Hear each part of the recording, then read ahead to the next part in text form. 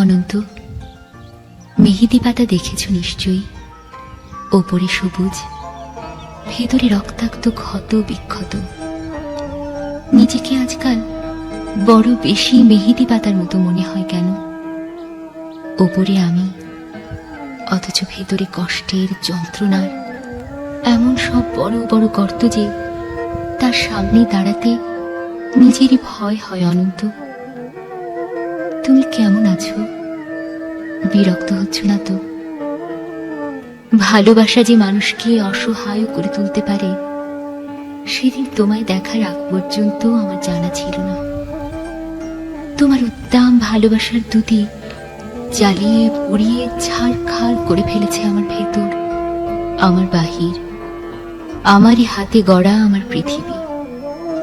অনন্ত, যে মিথিলা সুখী হবে বলে ভালোবাসার পূর্ণ চন্দ্র গিলে খেয়ে ভেজা মেঘের মতো উঠতে উঠতে চলে গেল, আজন্ম শূন্য অনন্তকে আরো শূন্য করে দিয়ে।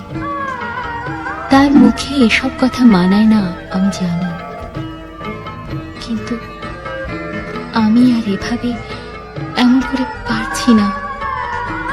আমার চারদিকের দেয়াল জুড়ে থই থই করে আমার স্বপ্ন খুনের রক্ত।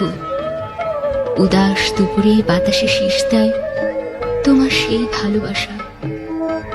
পায়ে পায়ে ঘুরে ফেরে ছায়ার মতন তোমারই স্মৃতি। আমি আগলাতেও পারি না, আমি ফেলতেও পারি না।